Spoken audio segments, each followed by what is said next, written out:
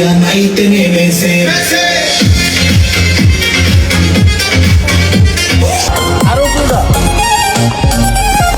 হঠাৎ কইরা মাইয়ার আবার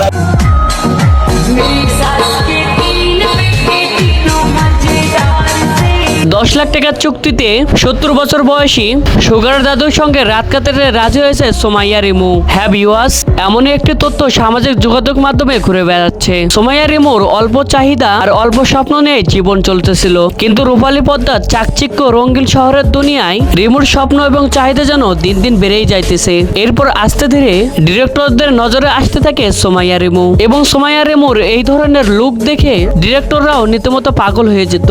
বিভিন্ন ডিরেক্টর এবং প্রযোজকরা তাকে টাকা দিত এবং 5 স্টার হোটেলে নিয়ে যায় খাওয়া দাওয়া করতো এবং তাকে নিয়ে বিলাসবহুল জীবনযাপন করাতো। এইভাবেই অভ্যস্ত হতে থাকে সোমাইয়া রিমু।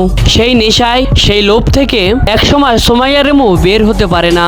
আর এর পরপরই স্বামী মানিক হাওলাদারের সঙ্গে রিমুর দ্বন্দ্ব বাজে। পর্যায়ে রিমু বলেই বসে, তুমি তো আমার চাহিদাই পূরণ করতে পারো না, কেমন স্বামী হয়েছো তুমি। তারপরও মেকআপ ম্যান মানিক হাওলাদার অনেক চেষ্টা করেছিল তার সুন্দরী বউটাকে নিজের করে রাখতে, কিন্তু সময়ের সঙ্গে সঙ্গে রিমুর চাহিদা বাড়তে থাকে। এরপর মানিক হাওলাদারের রিমুর উপর বিশ্বাস উঠে গেল, কারণ কোথা থেকে যেন সে লক্ষ লক্ষ টাকা নিয়ে আসতো। এমনকি সে নিজের সঙ্গে করে মানিককে কোথাও নিয়েও যেত না। মানিকের সন্দেহ হতে শুরু করে রিমু খারাপ পথে এগিয়ে চলছে।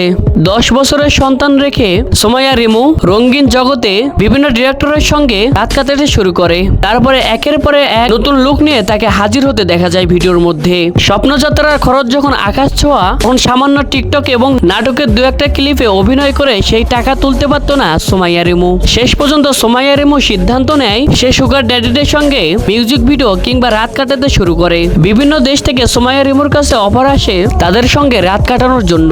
যদিও অনেক আগে থেকে এই অফার সোমাইয়া রিমুর কাছে আসতো, কিন্তু তার হাজবেন্ড অনেক থাকার কারণে সেগুলোর প্রতি গুরুত্ব দিত না। সর্বশেষ শ্রীলঙ্কায় 70 বয়সী দাদুর সঙ্গে রাত কাটাতে রাজি হয় সোমাইয়া রিমু। এই সুগার ড্যাডির সঙ্গে চুক্তি হয় সে 10 লক্ষ টাকা ক্যাশ দিবে, সেই সঙ্গে শ্রীলঙ্কার সবচেয়ে বিলাসবহুল 5 স্টার হোটেলে তাকে নিয়ে রাত কাটাবে। এমনকি বাংলাদেশে থাকা অবস্থাতেই 50% টাকা তাকে পেমেন্ট করতে হবে এবং বাকি 50% সার্ভিসের পর। সুগার ড্যাডিও রিমুর এই কথাতে রাজি হয়ে যায়। শুধু তাই নয়, সুগার ড্যাডি জানিয়েছে যদি সে সোমাইয়া রিমুর মাধ্যমে সন্তুষ্ট হয় তাহলে আরো $2000 তাকে বাড়িয়ে দিবে। অতএব সোমাইয়া রিমু 3 রাতের জন্য টিপ সহ 12 লক্ষ টাকা আয় করে নিয়ে আসবে, যেটা মানিক হাওলাদারের 1 বছরের ইনকাম। বর্তমানে সোমাইয়া রিমু সেই সুগার ড্যাডির সঙ্গে সুইমিং পুলে সেই দাদুকে সার্ভিস দিচ্ছে, তাও আবার শ্রীলঙ্কার 5 স্টার হোটেলে। আর তার এই কিছু সুইমিং পুলের ভিডিও সোশ্যাল মিডিয়ার মাধ্যমে ছড়িয়ে পড়েছে। ভিউয়ার্স, বাংলাদেশের এই সম্পদকে নিয়ে আপনাদের কি মতামত তা অবশ্যই কমেন্ট বক্সে বলবেন।